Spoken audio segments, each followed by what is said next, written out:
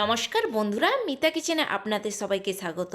আজকের রেসিপি আম পোড়ার শরবত।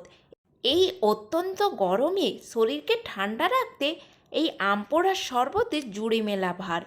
এই টক ঝাল মিষ্টি আম পোড়ার শরবত শুধু শরীর কেন, মন প্রাণ একদম জুড়িয়ে দেবে, এমন টেস্টি হয় এই আম পোড়ার শরবত।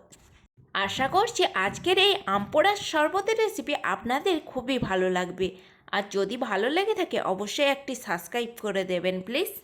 এর জন্য প্রথমে গ্যাসের ফ্লেম অফ করে আমটাকে ভালো করে উল্টে পাল্টে পুড়িয়ে নিতে হবে। দেখুন, এখানে আমি একটা রুটি সেকার ওপর আমটাকে রেখে উল্টে পাল্টে কালো করে পুড়িয়ে নিচ্ছি। ওপরের খোসাটা একদম কালো হয়ে পুড়ে গেলে আমের টেস্টটা এত দারুণ লাগে যে বলে বোঝানো যাবে না। তাই একদম কালো করে আমটাকে পুড়িয়ে নিতে হবে। তারপর জলের মধ্যে ভালো করে আমটাকে ধুয়ে নিতে হবে। আমটাকে ধোয়ার পর ওপরের এই কালো খোসাটা ছাড়িয়ে নেব। আমটা কালো হয়ে পুড়ে যাওয়ার কারণে খোসা ছাড়ানোর কোনো অসুবিধে নেই। একদম খুব সহজভাবে খোসাটা ছাড়িয়ে নিলাম। তারপরে একটা ছুরির সাহায্যে এইভাবে আমের পাখিটা বের করে নিচ্ছি।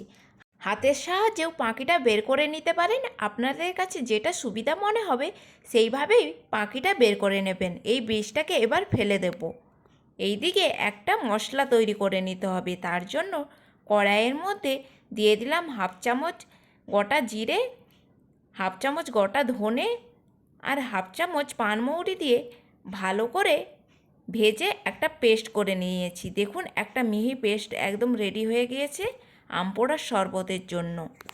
আর এইদিকে কিছুটা পুদিনা পাতা আর একটা কাঁচা লঙ্কাকে থেতো করে রাখলাম, এটা পরে ব্যবহার করব। এদিকে একটা মিক্সিং জার নিয়ে নিয়েছি, তার মধ্যে আমের পাখিটা দিয়ে দিলাম। আর এর মধ্যে দিয়ে দেব 4 চামচ চিনি। একটা আমের জন্য এখানে 4 চামচ চিনিই যথেষ্ট, তাই আর বেশি চিনি ব্যবহার করলাম না। দিয়ে দিলাম হাফ চামচ বিট লবণ আর সেই থেতো করা পুদিনা আর লঙ্কাটা। আগে যে ভাজা মশলাটা রেডি করে রেখেছিলাম সেইটা হাফ চামচ দিয়ে মিহি একটা পেস্ট তৈরি করে নিতে হবে। আপনারা যদি চান এই পেস্টটা 1 মাস ফ্রিজে সংরক্ষণ করেও রাখতে পারবেন, কোনো অসুবিধে নেই। এইদিকে আমি আম পোড়ার শরবতটা রেডি করে নেব। তার জন্য একটা গ্লাসের মধ্যে 2 টুকরো বরফ নিয়েছি আর নিয়েছি কিছুটা পরিমাণে পুদিনা পাতা আর দিয়ে দিচ্ছি 2 থেকে 3 চামচ সেই আমের পেস্টটা। এরপর এর মধ্যে দিয়ে দিলাম কিছুটা পরিমাণে বিট লবণ আর দিয়ে দিচ্ছি সেই ভাজা মশলাটা আর দিয়ে দেব কিছুটা পরিমাণে জলজিরা দিয়ে ফ্রিজের ঠান্ডা জল এর মধ্যে দিয়ে ভালো করে মিক্সড করে নেব। আর দিয়ে দিলাম 3-4টে বরফের টুকরো। ভালো করে সমস্ত উপকরণগুলো মিক্সড করে নিতে হবে।